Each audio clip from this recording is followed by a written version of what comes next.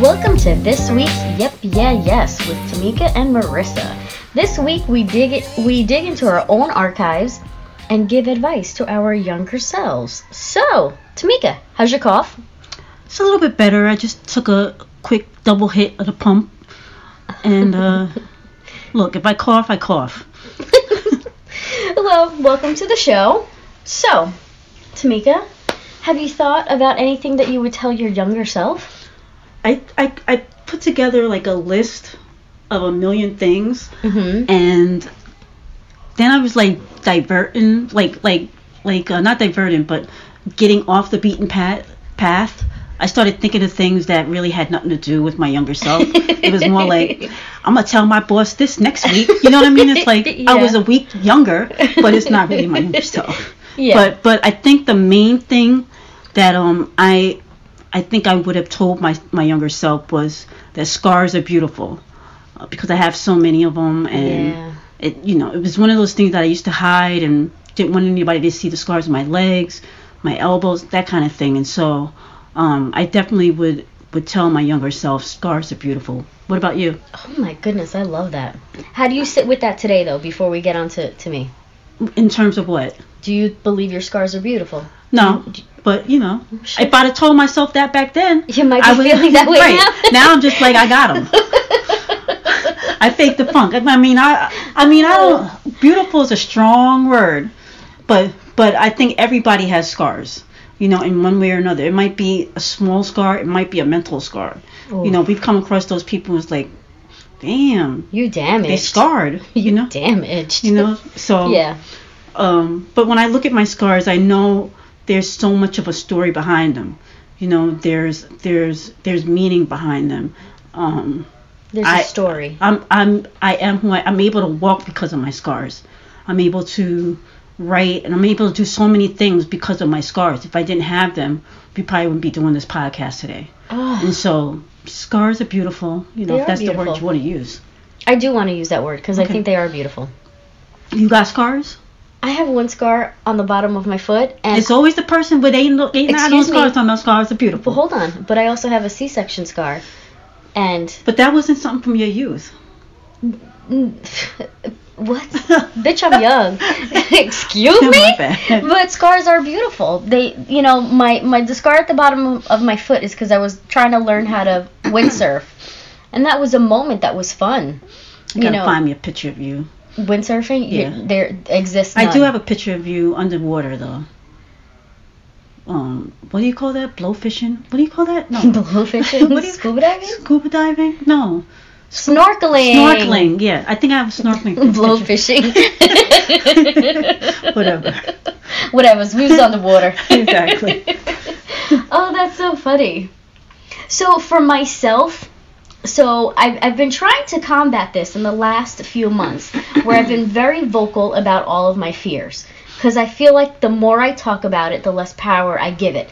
So I would tell myself to stop operating in fear, and that's an all-encompassing sort of statement, because I definitely do operate in fear. I'm scared to try anything, to do anything. Sometimes I'm scared to say something to someone. Mm-hmm. So don't be so scared. Don't be so scared. Well, that's definitely something too that can really have effects on you as an adult. And once you realize, you look at your past, and you see the things that stopped you from doing something because of fear. Right. It's something like, I guess, like a learning experience for your Yeah. future. What is there anything specific that you can share with the three people about your past fears? Hey, Mama Debbie. Hey, Mr. Cat. Miss La Señorita Gato. One of the things that I would say is that I went for a job, right? This was a long time ago. And the job that I was told I was getting and what I ended up getting were very different. Okay. And I was too scared to say something because I felt like they would kind of just like boot me out of the way if I spoke up. Do you think you would do things differently today? Correct. I definitely would. Have you? Have you been presented with that opportunity yet? No, not yet. Oh, yes. Yes. Can I tell you about something? Can I tell you what happened to me the other day? Yes. The other day, I mean, when you say the other day, sometimes it's like 2 years ago. I know, but this is actually the other day, and I texted within you about the week. it. Okay. Yeah, it was within the last 2 weeks. hours. Okay. So I was hours. I don't know. Well, like 1,000 See what I'm hours. saying? I know. Listen, girl, let me live. Okay. So I was on the phone with a recruiter, right? And she called me, all right? She called me. I feel like that is very important to put out there. She picked up her phone, looked at my resume, dialed my phone number, and called me.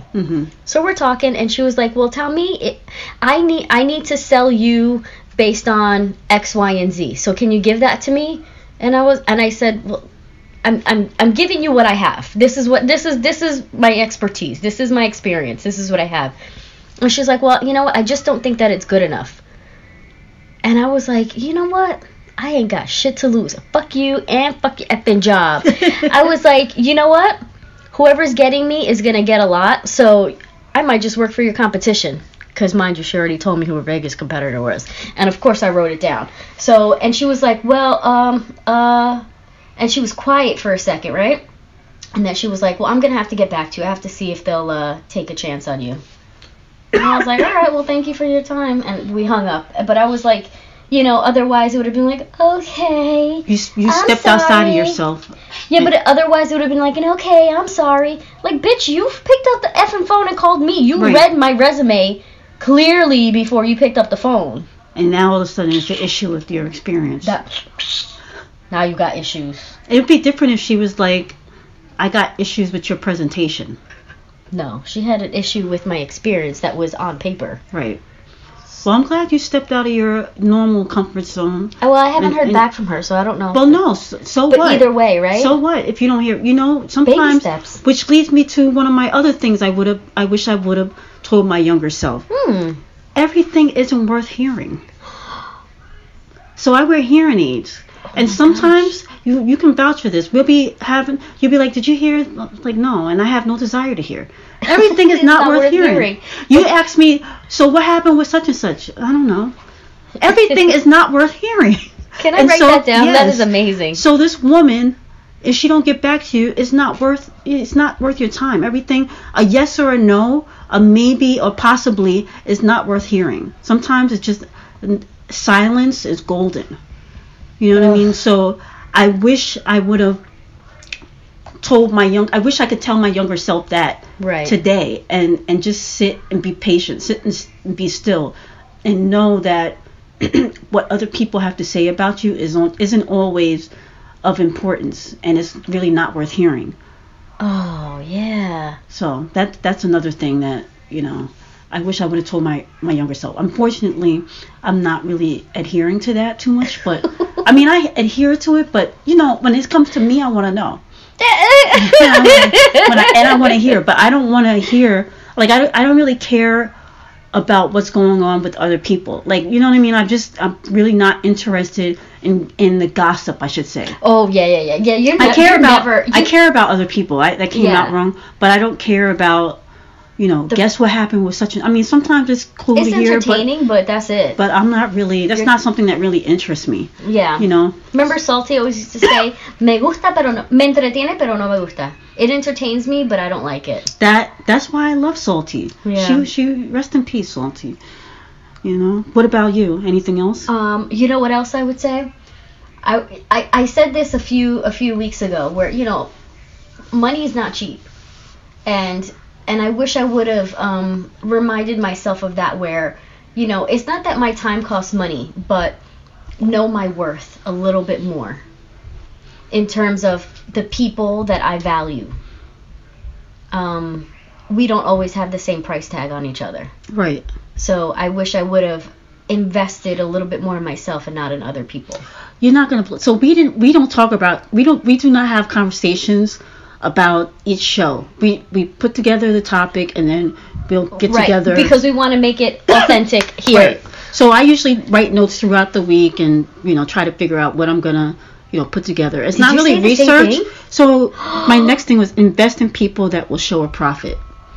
Bitch, oh my god! Right? I love that. The word invest. You know how important that is? Like, Investment is not only about the financial stake that you have in something, correct, but it's the stake that you have in a person, in an individual. Are they bringing out the best in you? You know, right. Are they bringing out your value? Are you bringing out their value? You might not be the best investment for them, for someone else. And so I I wish I would have told my younger self, because there were situations where it happened a lot too. I think I told you about this, where I would like try to buy my friends. Yeah. You know, and it would be stupid stuff like I remember this one girl in 7th grade. I had moved to Maryland from New York, and I had no friend. Nobody was trying to like talk to me. Like, I didn't have any black girls didn't like me. White girls wasn't messing with me. There was like nobody was trying to chill with me. Ugh. You know, I was a new girl. They all grew up together. Right. And there was this other new girl that came into the school midway through. And you know how you see when whether you're the new student or you're out of school and the new student comes in, and you can tell right away that they're going to integrate so well. Yeah, they're going to be like so happy. Like, yes, girl, yes. So there was this one girl, I'm not going to say her name, but I used to pay her to be my friend. Oh. $3 a week. Damn. $3 a week. And then she just started like, she was only my friend at lunch. Like in the hallway, there was no like, hey, what's up, Tamika? There was like complete ignoration on my, you know. Yeah. She was just like not. Wait, how did this exchange happen? Because I'm still partly like, I know you're telling the truth, but there's a piece of me that like, this is out of one of them movies from like those kid movies. Be my friend. Like every Friday, you just handed her an envelope. I don't remember what day. I don't remember what day it was, but I would just be in the cafeteria, and I just give her $3, whatever, and she'd be like, "No, you don't have to," but she would take it. You know what I mean? And I mean, do I blame her for taking it? I mean, it's $3. Somebody's offering, but I don't think that I was clear in the fact that, nah, bitch, you're gonna be my friend. We hanging. Oh. You know what I mean? It was just like I was trying to buy her. Right. I figured like by giving her money, she would like me. And I didn't stipulate. But how much did it cost you to get that $3 every week? Well, my mother would give me money for lunch, and I used to like. I was super skinny, and it's not because I didn't eat. It was just I was a super skinny person, but I didn't eat healthy when it was lunch. So I would always get a pretzel and a chocolate eclair for lunch. See, you can't be leaving kids to their own devices. No, you cannot. That hot pretzel was so good. and a chocolate eclair. Oh, I loved it. That sounds like heartburn now as an adult. That just like sounds like you got the poopies and it was heartburn. So good. So I always had some extra money, and I also I was like. I was a hustler as a kid in a way. You know what I mean? You were always like flipping something. I'm always trying, because my mom's ex, he drove a truck. And he drove a truck for this Japanese company. So he always used to get like, you know, like when somebody, I mean, you never drove a truck, but there's always damaged good. Right. You know what I mean? The package is now ruined because it's not all intact, but there's still good items in there. Right. So he would take the stuff out of there, the undamaged items, and bring them in the house, and then I would go to school and sell this Japanese candy. Oh. So what are those pick stick, the chocolate? There's like sticks with dipped in chocolate. Oh. What are those called? Like the skinny. The peppermint sticks. They're not peppermint. It's like a cookie stick. Like a pirouette. I don't know. It's not no because those have the chocolate in the middle. My mouth is watering. I'm sorry. But anyway, so that kind of stuff. I would take stuff from the house and I would sell it. I was doing whatever I can to make a buck. Plus, sometimes I would get an allowance. Right. And so I had extra money. I didn't have a lot of money, but for a 7th grader, I had some dough. I could afford to pay somebody to be my friend. But I was so bad at it that I didn't state my position. Right. This is how come I'm not rich today, because I can make a lot of money, but it's like, how do you organize that money? How are you financially responsible? And so I would give her the money, and she would take it, and then I would assume that this meant we were friends. But she wasn't quite. She wasn't. She was just like, "What's up?" But you would hang out with each other at lunch, so to a degree. Okay. Yeah, but it was like she wouldn't sit at my table. Do you know who she is She would now? sit at the table. Oh, see? Oh, man. We'd sit tables side by side, so our backs were to each other. Right. It was that kind of thing. Like school. That school was just it was just very bad for me. I I remember remember eating lunch by myself, sitting at the table by myself, and I had just gotten braces, and one of the girls walked by. She was like, "Smile," and I smiled. She's like, "Ew, your teeth are disgusting." Yeah, and I just got my braces. I was trying to get my, you know what I'm saying? Oh man, you just brought me back to a visceral reaction. So I got my braces on like older, like I was in 9th grade. What were you, 14, 15, right? And one of the like a family friend, the little girl was like, "Smile." She's like, "Why do you have bracelets on your teeth?" I was like, "Oh, to make my teeth straight." She goes, "It makes your teeth ugly." And I was just like, well, at least I don't have to look at your ugly mouth anymore. And her teeth were gigantic for a little kid. And she still had all her baby teeth and stuff, and she cried a little bit. But I was like, man, go fuck you little kid. But I don't know why I got so mad, but I said something so gross to that little girl. But I still ain't sorry. Sorry, not sorry. I am not sorry. It's one of those things where, you know, you don't know, but it's like I said before, what we both said, you invest in people. Yeah. And I Money ain't took cheap. investment to be monetary. Right. And I wish I would have realized that, yes, I was halfway there, or sort of there, the idea of it, investing in a person. But I invested monetarily, and that didn't lead anywhere. Right. You know what I mean? And I know, I saw this girl on Facebook. I was never friends with her on Facebook because it was just very awkward for me. We ended up going to high school together. And never spoke a word. Oh, ain't that she the just worst? like not acknowledged me, and I just felt stupid because I was like, did she think I'm stupid? Did she tell everybody that I was paying her? Question for you: have you ever run into somebody from high school and you could not remember who they were, like at all? No, on Facebook though. On Facebook, yeah. Yeah, there's been a few. I'm not gonna say who they are because I know they. I can't even. This happened to me like a few times, and I can't even remember their names. But I was like, oh, okay, and you know, I'm all super friendly. I'm like, oh my gosh, yeah, great to see you, and I still have no idea who they were. Like, I remember coming back to my apartment and looking in the yearbook, and I was like, oh my gosh, I didn't even know this person existed. It's crazy that way. I mean, I get that more now that I live back in Huntington again. I mean, I've been living here for over 20 years since I finished school, but I always run into people who know who I am, and I have no idea who they are. But they know me. They can, like, how's your mom doing? How's Pam? And I'm like, I have no idea. Then I go home and I describe this person. They're like, it's such and such. Yeah. Oh, her daughter is this one. Her aunt is that one. Yeah, and I'm like, don't you remember their uncle is this I have one? no idea who they are. But apparently I have the same face I had when I was a little kid. But you so they can remember that. But they don't. I mean, I don't do any vices really. I mean, every once in a while I have a drink, but I think that has a lot to do with it too. Sometimes if you are a hard weed smoker, cigarettes, certain vices, alcohol, really do change the composition of your skin. You know what I mean? Or if you're somebody that's like always in the sun, you know, it just can be anything. Leatherface. So I always have that situation, especially, you know, where I live. It's like a million people that know, everybody knows everybody, and so I get that a lot. I mean, I remember one time I was on a ladder, and somebody was like, "Ain't you Rebecca's granddaughter?" But you have the same face I don't know as who her, this person though. was. It was crazy. And so, you know, it's like one of those things where you just run into people and they just recognize who you are. But, you know, anyway, diverting. Yet again. I digress. But yeah, I think definitely, I do wish as a kid I would have realized, you know, maybe invest in people that were kind, not people that were trying to be popular and trying to be somebody that they weren't, or being cruel. You know what I mean? It just, like, I just wanted to fit in wherever I could. It didn't matter what type of person that was. Yeah. And I ultimately ended up with a good group of high school friends, but it took a long time to get there. Yeah. You know, and I appreciate them now because they got me through a lot of tough times. But I definitely wish I would have, you know, looked at the value of people. And eventually I did. Yeah. You know, but if I was younger, it might have had better effect on me. Sorry. Yeah. My pump just fell. Oh, the pump that hardly works. Yeah, exactly.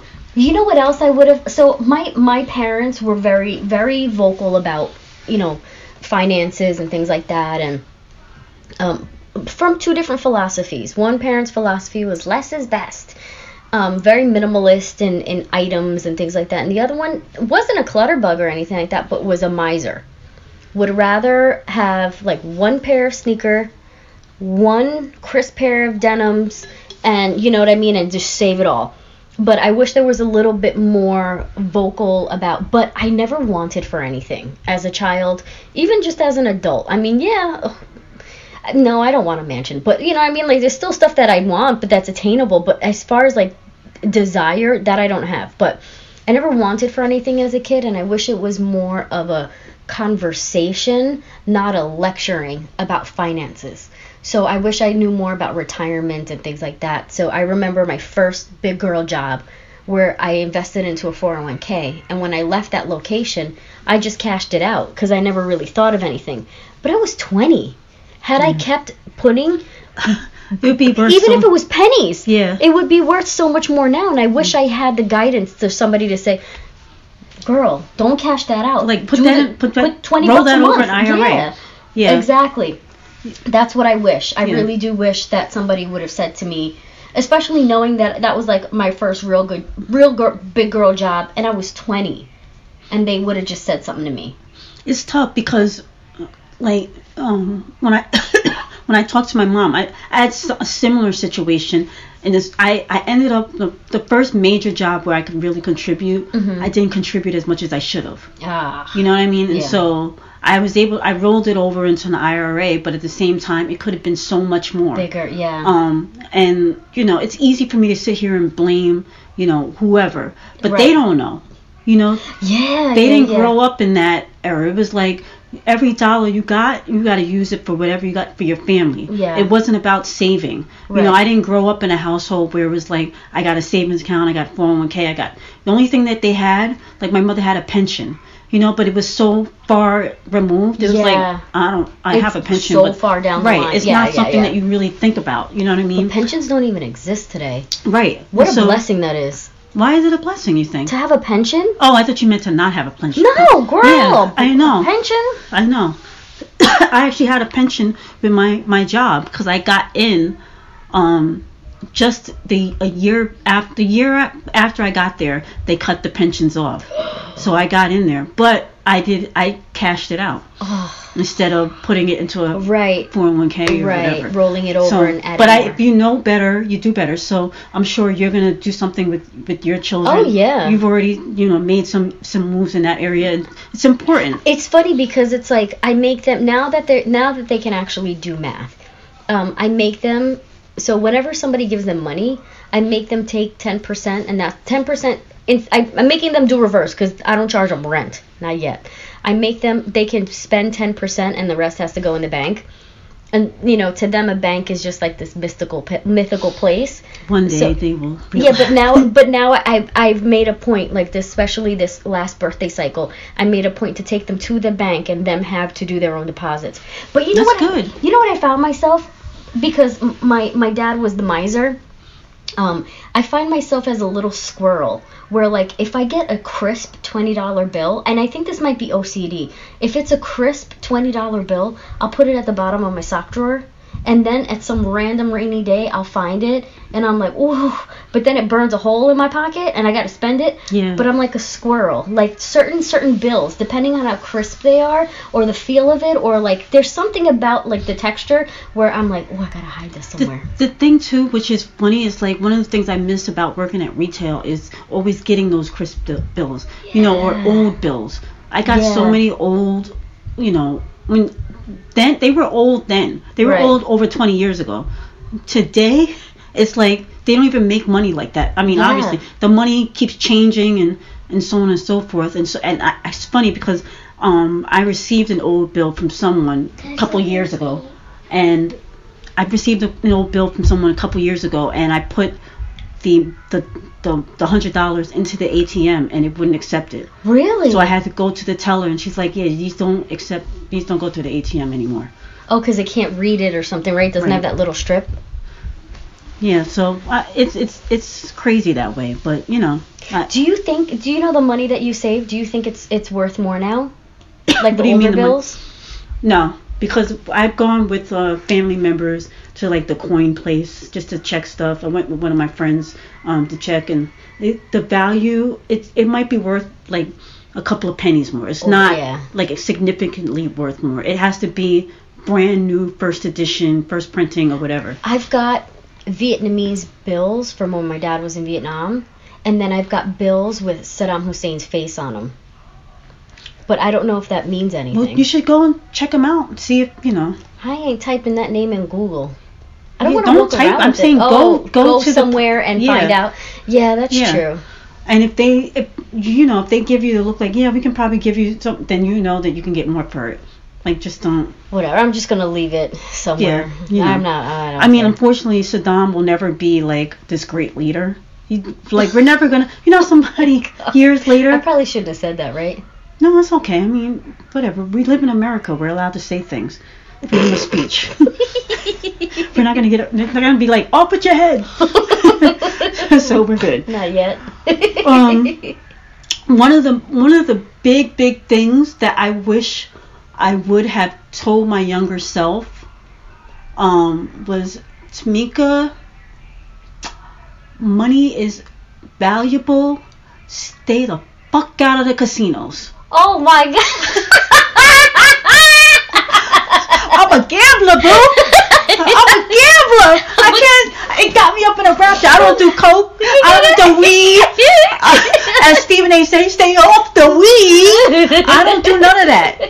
But girl, you put a slot machine in front of me, I'm done. And I get it, honestly. Both sides of my family, my mom's side and my dad's side, with the slots and stuff. Oh, I'm just, it's the addictive. Cacophony, the sound of ting ting ting ting ting ting ting. Right. I wish I would have told myself, there's no good can come out of a casino. Even when you win, you lose. Oof. Because you're going to want to spend some of that winnings. Yeah. You know what I mean? And so I'm just, it's an addiction. And I got plans to go next weekend. You do? Yes. Oh my god. I mean, it is what it is. But I thought when you know better, you do better. Well, you know what? I know better, and sometimes you don't do better. Sometimes you're done. You know what I mean? Like, I don't think they got a rehab for the casino. They do. No, they got Gamblers Anonymous. That is not a rehab facility that you go to. Oh, you mean like, oh gosh. They don't have that, because it's like that, whatever. I just have to psychologically tell myself no. And I've gone through periods where I'm like, I'm not doing it. I can definitely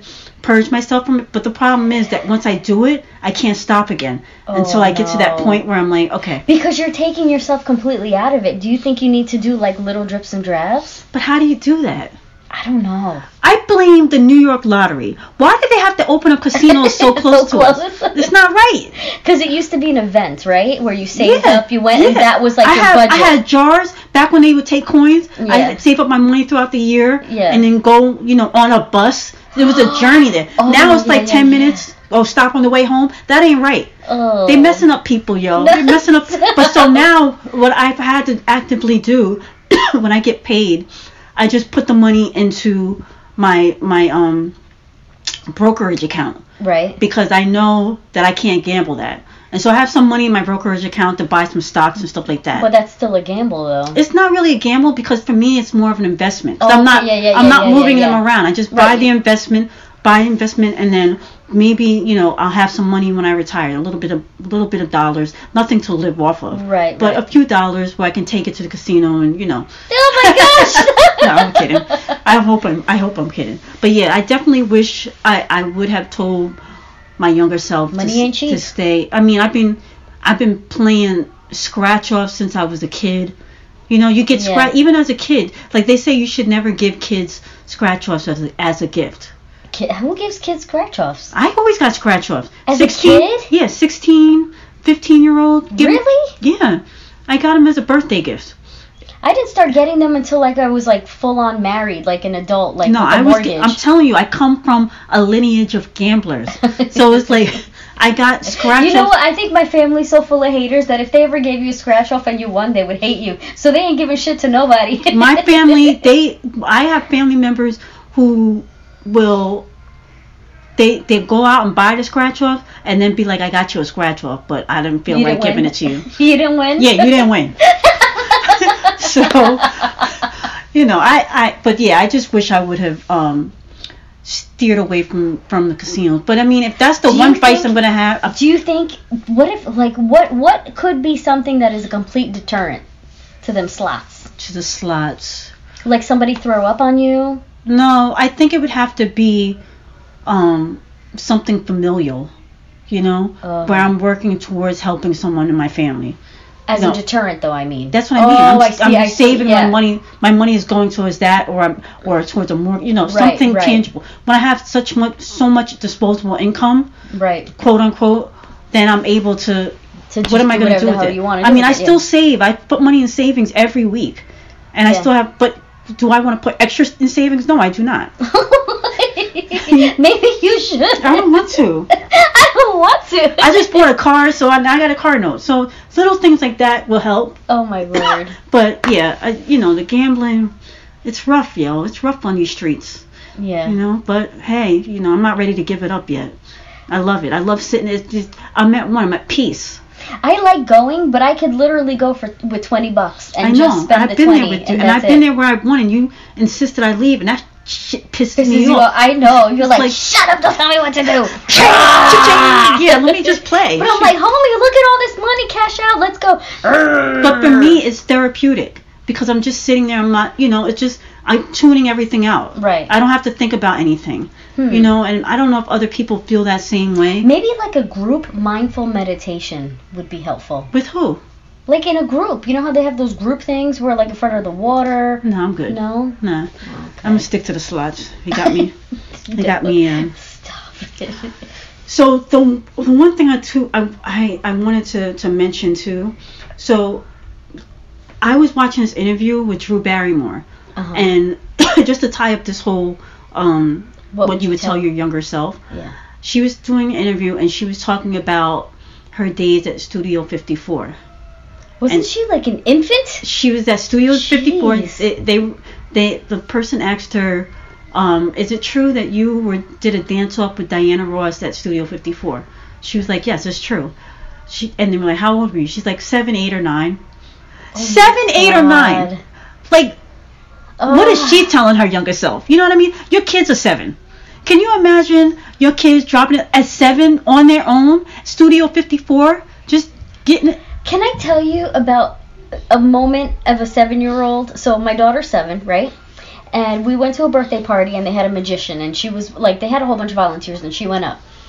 And so he's doing all this magic stuff and he's like, do you like school? And she's like, yeah.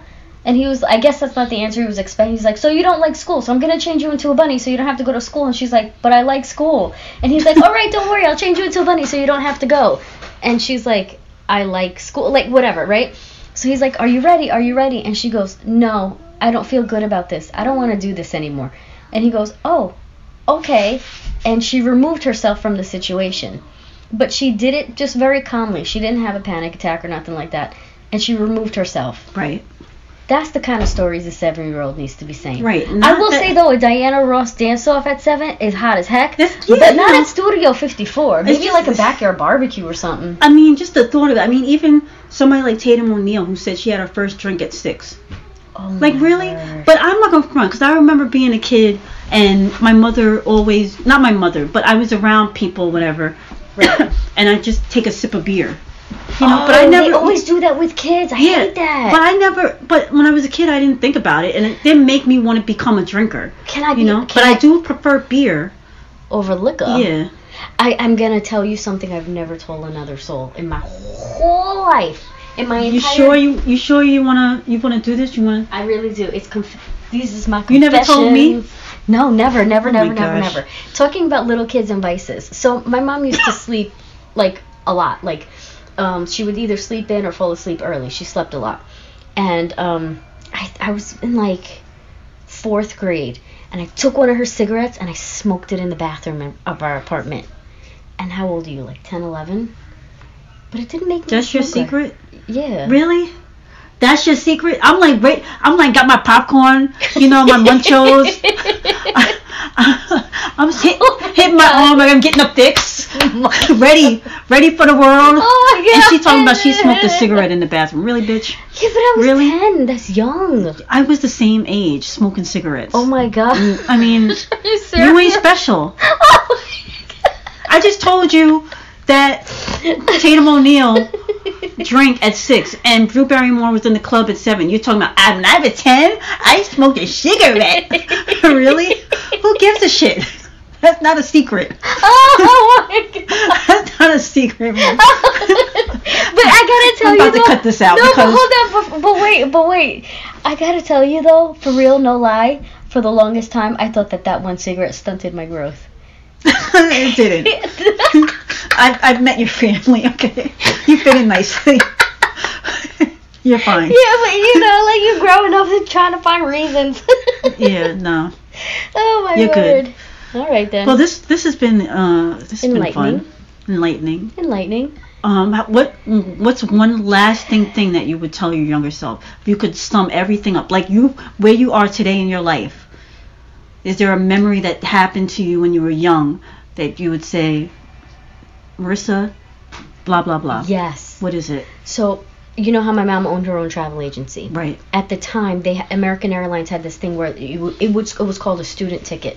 You bought a ticket. Sometimes they would have sales on these tickets. But you didn't have to mark your destination. You bought a packet, and it was tickets. As long as you were a student, you can go to the airport and fly anywhere you want to go. Oh. My mom gave me a packet of them, and I never used it. Oh. I know. Why? Because I never wasn't wanted thinking. to travel alone, but I always figured she owns a travel agency and I'm spoiled and she'll live I wonder forever. if they would be and I valid would go- today. No, she told me, she sat me down one day and she was like, what are you doing with your packet? Where are you going? And I was like, oh, probably nowhere. And she took them back from me because she felt that if I hadn't capitalized that I don't deserve it. And I was like, whatever, because I'm spoiled and she owns her own travel agency. I'll just call my mom and she'll send me somewhere else. Because my mom believed in traveling. Right. And, yeah. Oh, well. Well, yeah, you're not going to get that opportunity again. Never. But, yeah. And yourself? I guess I would tell myself that the other side is always going to be better. You just be patient. Just be patient. Yeah, because in that moment you feel pretty crappy. Yeah. Like, in is it any ever moment, going to get better? Whether it's going through abuse, whether it's the in vitro stuff like that, whatever it is. Right. The other, in that moment, you're giving yourself shots, and Yeah. I'm still dealing with, I know that down the line I'm gonna, I don't cry, but I know down the line I will know that, I wasn't able to have children, but I don't know. I mean, I'm still in that point, but I believe that on the other side of it, whether that other side is 50, 60, whatever, might be 45, I don't know. But I know that I'll be in a better place. And I know I'm in a better place now, and I just wish I could tell my younger self that that moment will pass. Or like my grandmother would say, my mother likes to make it seem like she came up with the phrase. But okay, this too shall pass. It was not written by Blanche. But this too shall pass. This too shall pass. Yeah. All right. Well, it's another good show. Girl, you are enough. I'm enough. I love you. I love you too. Everything isn't worth hearing, but that I'll take it. That is worth hearing. I'm gonna turn my hearing aid up. I like it. Yeah, I like girl. It. So tune into. You are tuning in. Tune in. No, I want to know. Tell us on Twitter. What would you tell your younger self? Yeah, I like that. What's our Twitter page handle? Yes. Yeah, you must be on it a lot. I know. I just started to stutter and I couldn't get it out. You put me on the spot. See, now stop laughing at me. Yes. And follow us, give us feedback, and yeah. Feedback. The Janet Jackson, and thank you to the guy that won. What's his name? Ryan. He won the contest. Feedback. Yeah, it was good. Congratulations. Might do another one again. Got to get my money together. But I'll see. If I don't go to the casino, I'll do a contest. Money ain't cheap. Probably going to the casino though. But anyway. Bye, y'all. Bye.